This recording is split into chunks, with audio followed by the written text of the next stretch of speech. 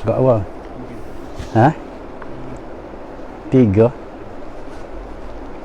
Sakat mana?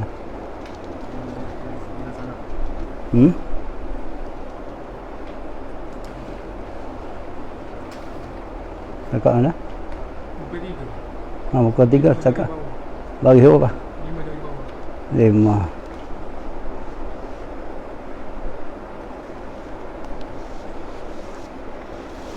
Buka dah.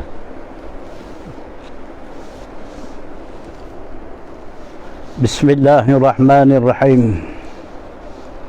Alhamdulillahi rabbil alamin.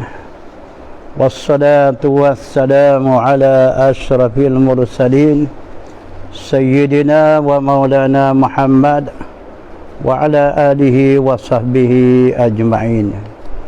Qala rabbi israh li sadri wa yassir li amri wahlul 'uqdatam min lisani yafqahu qawli. Allahumma iftah lana futuhal 'arifin. Qala al-mu'allif rahimahullahu ta'ala wa nafa'ana bi'ulumihi fid darain. Amin.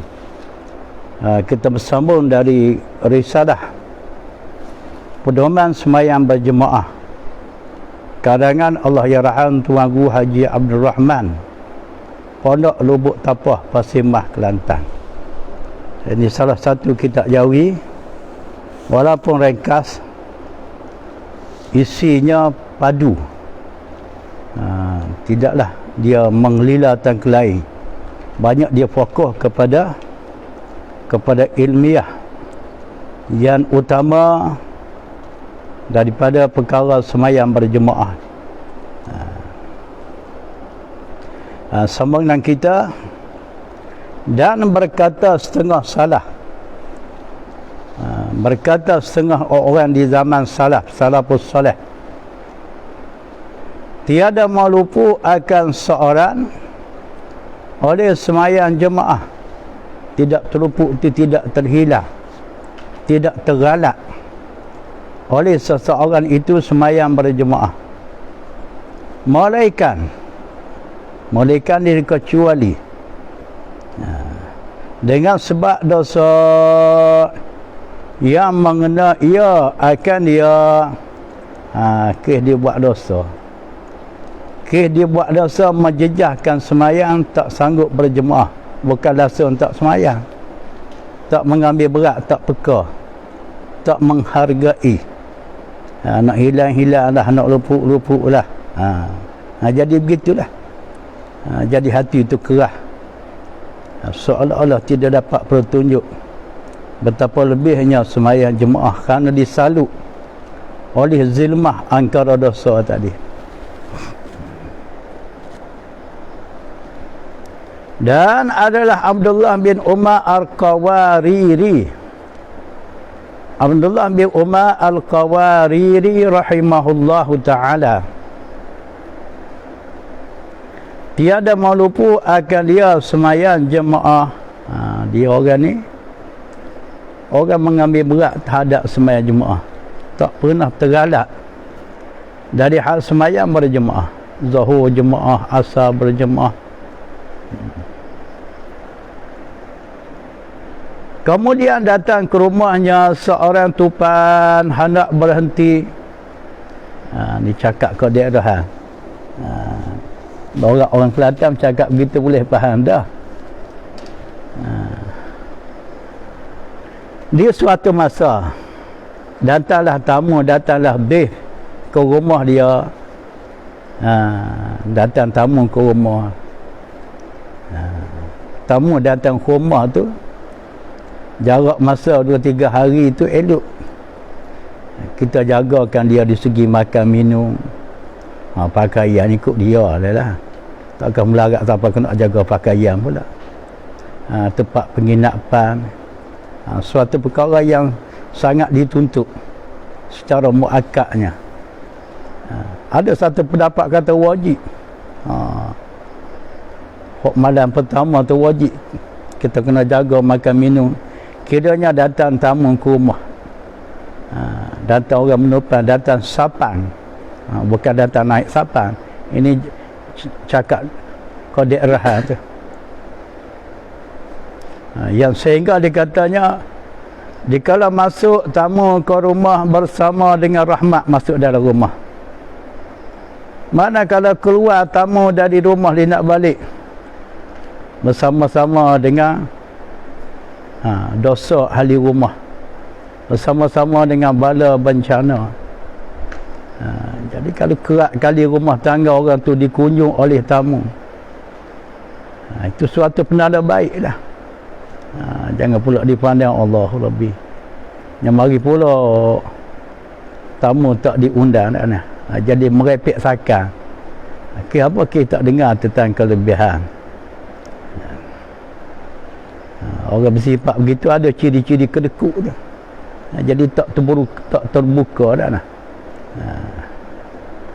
Akhir-akhir jadi orang kata berkulak tangga dah nah. Dah tak ada siapa datang.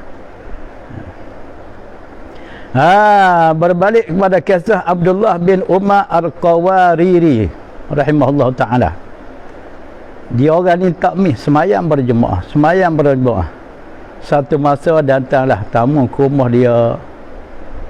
Maka bergaduh ia. Ni cakap-cakap daerah ni. Bukan bergaduh hajat bertumbuk.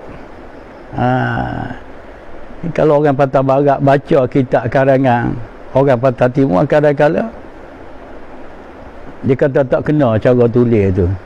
Apa sebab dia fikir dengan kepala dia, tak dinilai dengan kepala orang Patah Timur tak nah. Mana bergaduh di sini belorak lah, bersusah.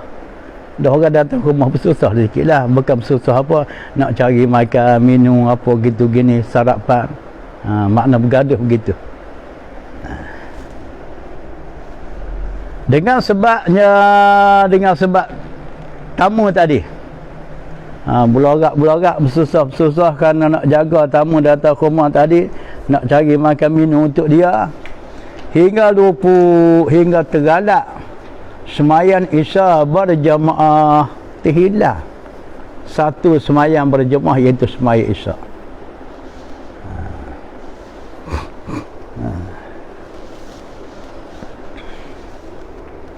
Maka keluar ia pergi ke masjid. Manakala susah dah cari barang-barang sarapan untuk tamu tadi, pergilah ke masjid. Masjid ni banyak masjid lah. Sebab ni dipakai angka 2, masjid. Pergi masjid tu ada orang dah semayang dah. Kalau Terengganu enggak pergi masjid Kristen, dah orang balik rumah dah semayang. Pergi pula masjid Hadari, orang sudah semayang dah. Pergi pula masjid apa benda? Masjid Al-Bad. Orang sudah belakang dah. Tiba-tiba ke semua masjid semayan ahlinya. Makna tiba-tiba, sebaik saja masjid tu, ke semua masjid, setiap masjid yang dia pergi, semayan ahlinya. Orang pergi masjid pakat balik. Semayan ahlinya, ahli pergi masjid tu sudah belakang dah. Ini cerita sungguh ni. Cerita di zaman orang salah tu. Orang yang dijamin baik, orang yang peka terhadap amal ibadat dan juga kebajikan. Maka ia pun balik ke rumah dan nak sembahyang Jumaat gitu. Apalah orang balik dah. Takkan nak sembahyang dalam masjid seorang. Orang dah kunci rapat dalam masjid. Seperti zaman Covid ni. Bukan nak masuk masjid, masuk pagar masjid pun kena kunci dah nah. Pada dengan muka. Sebab apa? Sebab takut berjangkit. Lepas tu PKP pun dah naik 4,000 lebih hari ni pula. Takut berjangkit. Itu sebagai ikhtiar kita PKP itu. Yang menentunya jadi tak jadi. Jadi apa yang kita ikhtiar? Allah Ta'ala. Kuman tu sebagai sebab. Jangan meletak akidah kepada kuman. Boleh mendatangkan sakit seseorang. Dikala tu kok-koknya terjadi akaid kita, beriktikad kepada kainat memberi bekas, menentu jadi. Boleh jadi kalau tak mengaji akidah. Dan orang Islam kita hari ni persing hok mengaji sungguh tu berapa persing. Kalau bercakap gitu kok-koknya dia cakap tu hok datang pada isi perut dia dah. Kita boleh bercakap gitu, jakit tang tu kena jaga jakit tang atas segi hukum adat. Tetapi aqaid kita, akidah kita pada menentu jadi jakit tang penyakit ni Allah Ta'ala, bukan daripada kuman tu sebagai sebab, tapi kita bercakap juga kuman atas segi hukum adat. Jadi orang mengaji dia tidak goyah akidah dia. Hok parah, lebih daripada parah kena penyakit COVID-19 ni, hok pasal tak ada akidah, akibat daripada tak mengaji agama. Sebab itulah kita orang Islam kena mengaji. So tidak fudu'ai dalam bidang ilmu akidah, dalam bidang ilmu furu', dalam bidang ilmu akhlak. 3 ilmu tu kena mengaji selari. Sebab tu kena banyak sesi pengajian. Dibukakan jalan untuk pengajar-pengajar, tapi syarat mengajar biar betul lah. Mendorongkan orang ramai suruh mengaji, nak selesaikan masalah perkara yang diperlu secara ainiah oleh syarak ke atas setiap individu Muslim. Hari ni kita dilanda oleh bala yang sebegini. Bukan negara kita, sedunia. Ini bala. Jangan takut nak kata bala. Kita nak kata bala, dia kata apa? Dia kata bencana. Kan bagi orang tak faham, mana kalau kita kata bencana, kok dia terjadi dengan sendiri. Tidak datang daripada Allah. Kalau kita kata bala, akan tentu kita dapat fokus. Ia adalah datang daripada Allah yang khaliqul alam, yang penjadi sekalian alam. Tepat sekali kalau dikatakan dari hal begini adalah bala. Mengapa tak say kata bala ni? Nakal lebih tu. Tak say kata bala tu. Takut ke pada kena dah? Buat kata kalau kata bala ni huduh bunyi. Siapa kena bala? Wah, nak tunjuk berjuruhnya. Berjuruh lah, berjuruh. Tak mengaji berapa ramai. Berjuruh lah. Hal keadaannya duka cita atas luput jemaah itu Abdullah Al-Qawariri tadi. Setelah tak dapat jemaah semaya Isya, Allahu Rabbi, duka cita. Berpanjangan duka cita. Siapa tangga tidak? Bukan suka cita. Ini tak jemaah suka cita. Tak jemaah suka cita. Tak mengaji suka cita. Tidak duka cita. Bagi kita amat sekali duka cita. Sebab itu adalah fardu wajib secara ainiah, bukan kifayah. Jumaat mengaji. Tapi hari ni tak Jumaat tu kerana apa? Kerana takut jakitan, takut melebar lekat. Itu lain. Hok kita kata hok dengan sengaja, dengan tidak ada sebab yang munasabah. Tiba-tiba tak Jumaat. Tidak ada sebab yang tidak munasabah. Tiba-tiba tak Jumaat. Tidak ada sebab yang tidak munasabah. Tiba-tiba tak mengaji dah. Tapi dalam keadaan begitu pun masih lagi suka cita, tidak duka cita. A'azzanallah. Minta berlindung kita dengan Allah dah.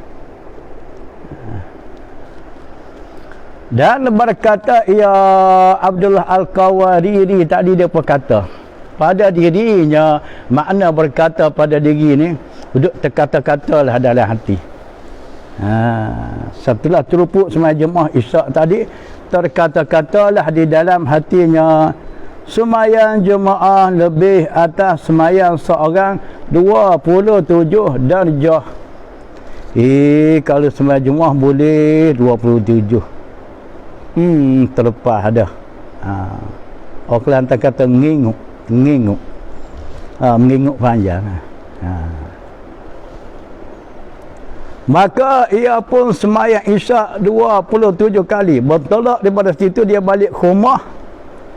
Dia balung semaya Isyak sampai 27 kali.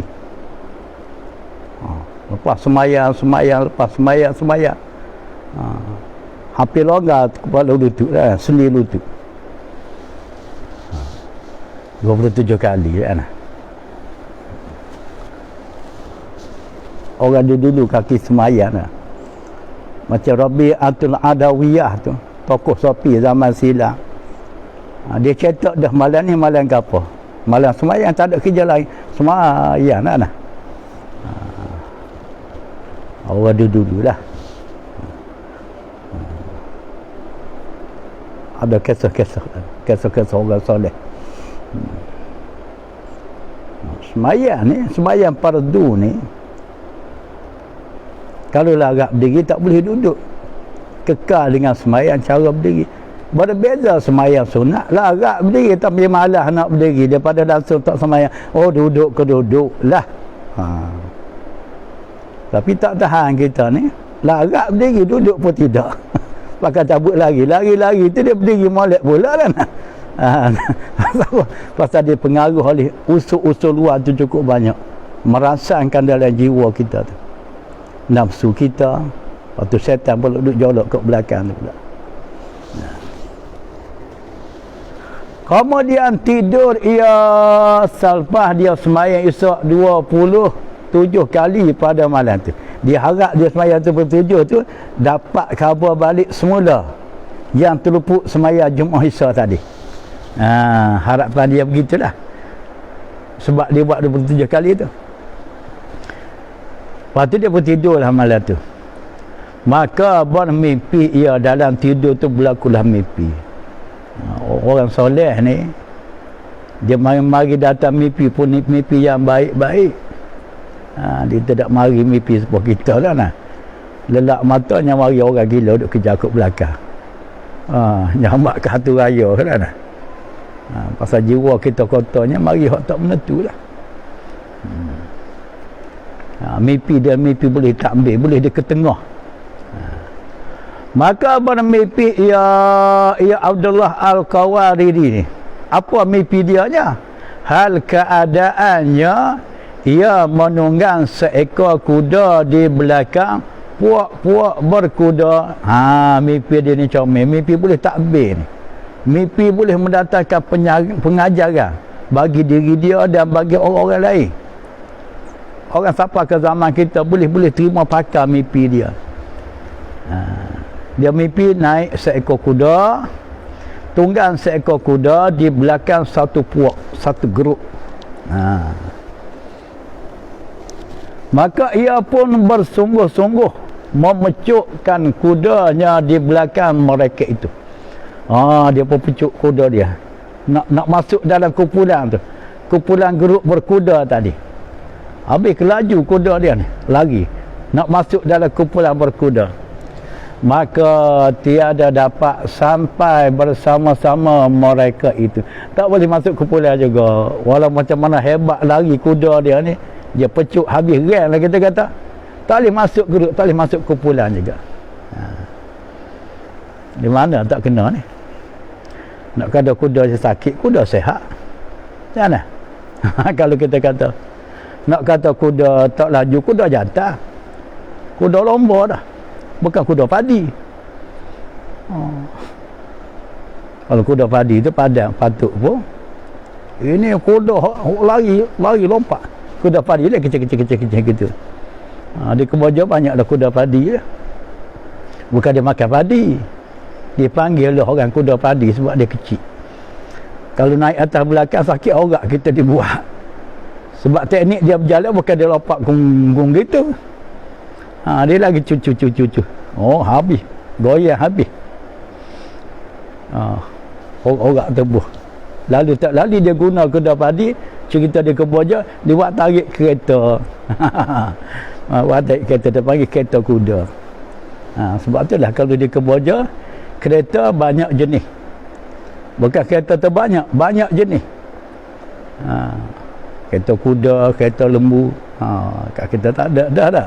Kereta lembu. Kalau ada pun tayar kereta lembu pun tak ada habis dah. Kemudian berpaling seorang daripada mereka itu, mereka kumpulan berkuda pun dia memalin ke belakang. Salah seorang lah. Dia paling tengok Abdullah Qawariri dia duk kejar dia ni. Kepada Abdullah Qawariri, salah seorang geruk berkuda di hadapan dia, dia paling ke arah Abdullah Qawariri serta berkata, ya, dia berpaling-paling, dia pun kata kepada Abdullah Qawariri, engkau mempenak ni memenak. Cakap dia ke Kelantan, dia boleh pergi dah, fikiran dia boleh faham dah. Berkata ia kumpulan berkuda yang seorang tadi kata, engkau memenak kuda engkau saja, duduk kejar gitu, buat letih saja kudamu tu. Padahal engkau tidak boleh bersama-sama akan kami, nak masuk dalam geruk kami tak boleh. Orang macam mana kamu pecuk sekalipun tak boleh masuk geruk. Maka berkata ia Abdullah Qawariri pun kata, kerana apa hei saudaraku, mengapa aku tak boleh masuk gerukmu? Maka jawab seorang itu, orang paling ke dia tu pun dia kata, kerana bahawasanya kami semayan kami akan isyak berjemaah. Kami semayan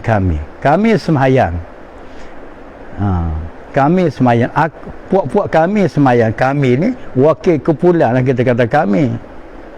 Kalau kita seorang, kita tak boleh kata kami. Mengikut bahasa, kalau kita kata kami, bagi diri kita, sedangkan kita seorang dipanggil orang tu orang sombong lah, orang ego lah, takabur, boleh dikata kita orang berbesar diri. Kena katalah saya ke, anak ke, ai ke, ikutlah. Jangan cakap berbentuk wakil kumpulan. Perkataan kami itu kata-kata berbentuk wakil kumpulan. Tapi ada jenis orang suka cakap dia seorang pun dia kata kami. Kita tengok tak ada orang, dia seorang. Sebab apa? Sebab dah biasa dia cakap gitu dah. Kerana bahawasanya kami sembahyang kami akan isyak berjemaah, puak-puak kami, dia kata sembahyang isyak berjemaah, dan engkau sembahyang engkau hal keadaan seorang engkau, kamu ni sembahyang seorang. Itulah menjadi sebab kamu nak masuk kumpulan aku tak boleh masuk. Sebab apa? Sebab kuda kumpulan aku lebih laju daripada kuda yang kamu tunggang. Ini suatu gambaran. Tuhan bagi mimpi kepada Abdullah Qawariri secara tamsil, secara perumpamaan. Kemudian jaga ia daripada tidur. Setelah panjang lebar duk bersembang dalam mimpi tadi, tentang pasal kuda pecuk tadi, dia pun sedar daripada tidur. Dan ia duka cita sebaik sadar pada tidur Abdullah Qawariri ni, berduka cita, bukan bersuka cita, duka cita, kesal menyesal. Dan adalah mendapat takbiratul ihram. Habis tu. Begitulah halnya. Habis waktu tu. Kitab-kitab Melayu lama dia macam tu lah. Dia tak ada buat perangai. Dia buat satu harung gitu. Jadi kalau kita baca kat dia, pandai-pandai lah kita bawa dirinya. Kalau tak pandai, jadi sesak dalam bacaan lah. Dan adalah mendapat takbiratul ihram. Ini cerita lain pula ni. Habis dah kisah Abdullah Qawariri itu. Dan adalah mendapat takbiratul ihram, mengiringi takbir imam itu sangat besar kelebihannya. Nak cakapnya, sesiapa yang semayang berjemaah sempat ia takbiratul ihram bersama dengan takbiratul ihram dengan imam, satu fadilah yang besar, yang asing kelebihannya, fadilahnya daripada fadilah sembahyang jemaah yang 27. Ini dipanggil fadilah taharrum. Fadilah taharrum. Jadi orang sembahyang jemaah ni dia banyak kelebihan dia dapat. Kelebihan sembahyang jemaah hak tonggak 27. Lepas tu fadilah taharrum sakit lain pula. Fadilah berada dalam sah lain pula. Fadilah kerana rapat-rapatkan sah tidak sebuah hari ni jarak-jarakkan sah lain pula lah nah. Kalau dijarakkan sah dengan tidak ada sebab yang menasabah, kiranya kita sembahyang jemaah keadaan suasana kita menjarakkan sah, boleh meluputkan pahala jemaah. Jemaah sah namun pahala 27 tidak dapat. Tapi hari ni dijarak tu kerana ada sebab lah. Sebab tak boleh nak berdepik, takut berjakit, takut kuman lebih hidung. Kita masuk lebih hidung kawan sebelah lah nah. Walaupun sama-sama pakai topeng pun. Tapi aneh wal peliknya, dalam semayang dijarak dia pergi ke kedai mamak tu nak belaga hidung. Sama-sama nak bina tarik. Ini PN apa ni pula ni? Wallahu a'lamu bis-shawab. Antara lain lagi wal peliknya, kalau ayah pergi bawa dengan anak lelaki tadi ke masjid surah sembahyang jemaah, manakala jemaah di surah masjid sekarang sistem kena jarak setiap orang 1 meter, bukan 1 kilometer, 1 meter. Maka anak dengan ayah pun kena jarak juga. Sedangkan dalam rumah boleh beribu dengan ayah. Patut dibagilah, bagi sistem dah. Bagi orang yang tak ada penyakit, apa dia jarak? Kalau sengaja dijarak, dia panggil jarak yang tidak munasabah. Dari hal penjarakan tidak munasabah ni boleh meluput. Tu nanti timbul fitnah pula. Kalau macam tu tak payah lagi. Maya di rumah boleh buat jemaah dengan tidak jarak. Kalau tak pergi pula masjid surga sembahyang pada jemaah tidak terangkat fardu kifayah. Itulah, kalau pergi pun tak tahulah. Tak ketika ini serah kepada ahli fatwa, kita bukan fatwa. Ini pandangan secara logat. Bagi tidak cukup syarat ilmu, dia bercakap merapu begitulah. Fadilah taharrum ni satu fadilah, satu kelebihan yang asing daripada kelebihan sembahyang jemaah yang 27. Ulangi semula. Dan adalah mendapat takbiratul ihram. Nak dapat, sesiapa yang dapat takbiratul ihram, mengiringi itu mengikuti, mengiringi itu mengikuti. Ayat dulu dikata mengiringi, mengikuti. Maknanya selepaslah makna mengikuti itu.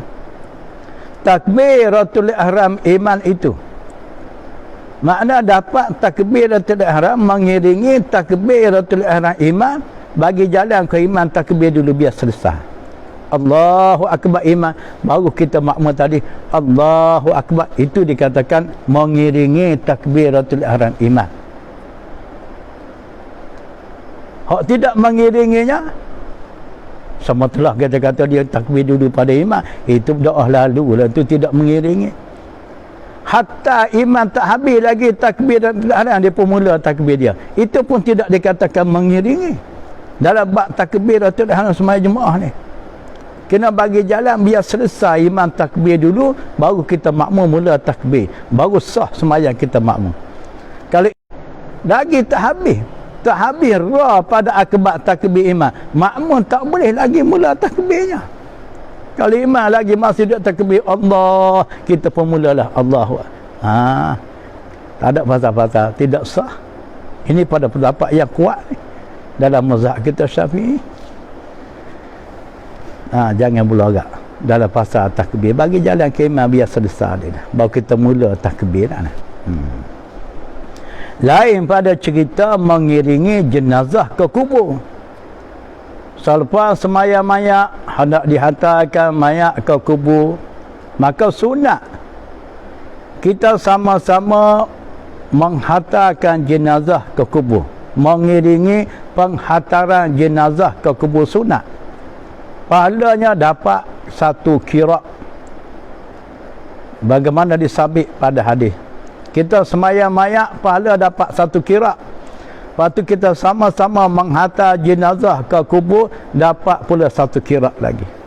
Hari ni orang duk mati hari-hari. 2 hari lepas Syekh Ali Jabir, penceramah yang unggul di Indonesia, selaku anak daripada Madinah lah. Dia kahwin dengan orang-orang Lombok Indonesia, meninggal kena Covid. Tadi pula Tun Saleh Habah, orang Besut, asal yang orang Kampung Lama, dekat dengan Kampung Raja, sebelah dengan Kampung Pelamban, Kampung Raja. Sebelah Kampung Pelamban tu Kampung Lama. Kampung Lama lah tempat lahirnya Tun Saleh Habah. Lepas tu Kampung Pelamban. Kampung Pelamban tu dia ambil sepenuh nama Pelamban daripada Indonesia. Panjang cerita Kampung Pelamban. Ada kubur tokoh ulama di situ, di Kampung Pelamban. Antara kuburnya Tuan Husin Besut, ada kubur di situ dalam batu blok. Dia benteng. Ada kubur Tuan Husin Besut, ulama petani, yang mengarang kitab Fadilah Hadis, kumpulan hadis kelebihan ilmu. Kitab karangan dia letak di mana kitab tu? Di akhir kitab Tajul Muluk. Beli kitab Tajul Muluk, tengok di akhir kitab tu kelebihan ilmu. Itu karangan Tuan Husin Besut, Tuan Hasan Besut, bukan Husin, Hasan Besut.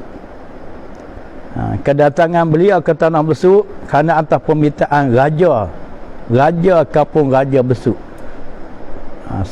Merakat selaku Tok Guru Raja zaman dulu lah. Dia ni. Pada tu kubur almarhum Tuan Guru Haji Umar, Tok Haji Umar Kampung Raja. Merakat anak murid tua Tok Kenali. Dia buka pondok di Kampung Raja, antara pondok yang terkenal di Besut zaman dulu, pondok Tok Haji Umar. Haji Umar Kampung Raja. Dia cerita oleh anak-anak murid dia, pernah jumpa anak murid dia, Tok Haji Umar ni. Dia cerita panjang juga lah cerita Haji Umar ni. Antara orang berkat tu Tok Haji Umar ni, berkat. Itulah. Jadi Tun Saleh Habah tu, itulah kampung dia. Asalnya orang kampung tapi otaknya cergah. Apa meninggal dah lah. Meninggal. Manakala kita hantarkan jenazah ke kubur, pahala dapat 1 qira', 2 qira'. Kita semaya jenazah 1 qira', kita hantar jenazah ke kubur 2 qira'. Orang tanyalah, qadar mana besar pahala qira' sebesar bukit Uhud? Pada jawab oleh Nabi. Tapi teknik penghantaran jenazah berbeza. Mengiringi menghantar jenazah berbeza dengan mengiringi takbiratul ihram makmum di kala sembahyang jemaah. Makna mengiringi ni, mengikuti orang yang hantar jenazah tu kena pergi dulu daripada orang yang membawa keranda jenazah. Dia kena begitu. Tapi banyak kita ni hantar ke kubur, kena mayat tu pergi dulu. Orang pikul mayat pergi dulu, kita diikut di belakang. Tidak, kita yang hidup ni pergi dulu. Aturan dia kena hidup, orang hidup tu berjalan dulu biar bakul kubur. Sampai di kubur dia kena masuk lubang kubur dulu lah. Tidaklah begitu. Maknanya begitu. Makna kata mengiringi jenazah ke kubur tu berbeza dengan mengiringi makmum takbiratul ihram bersama imam. Itulah. Cerita-cerita begitu adab mengaji kitab kena ambil tahu juga. Baru luah faham kita tu.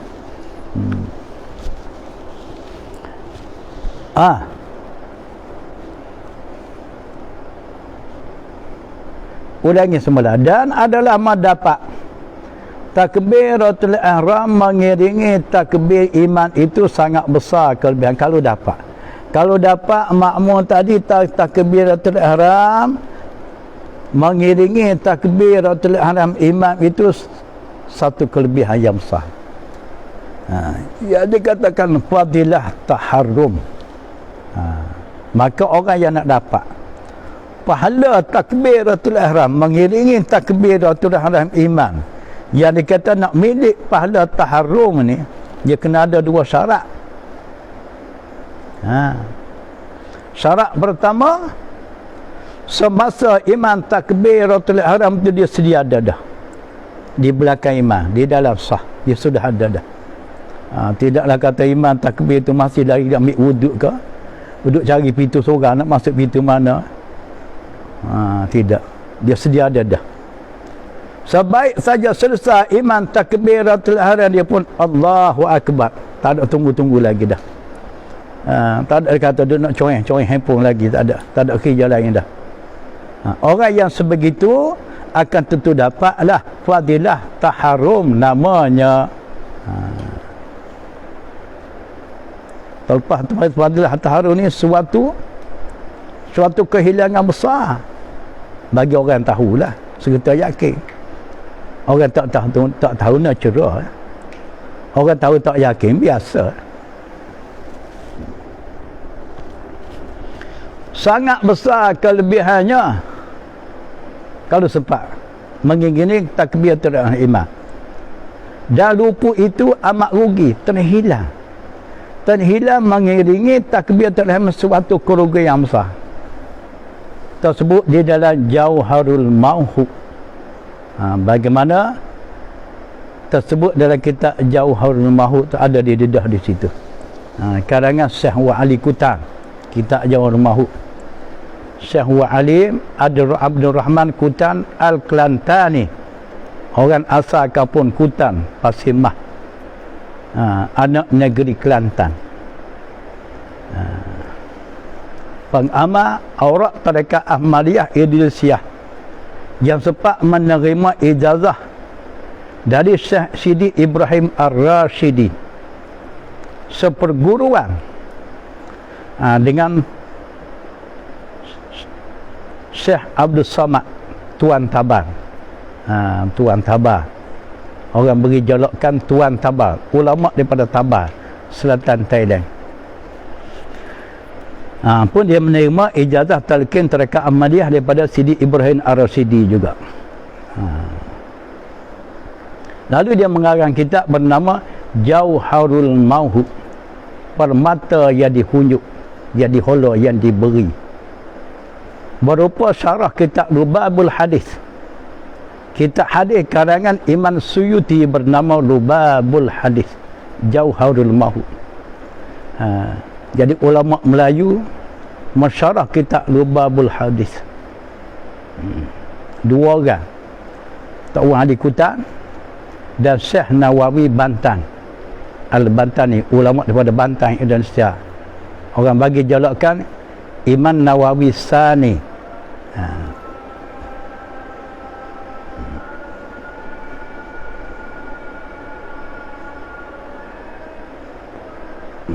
Tutup dulu,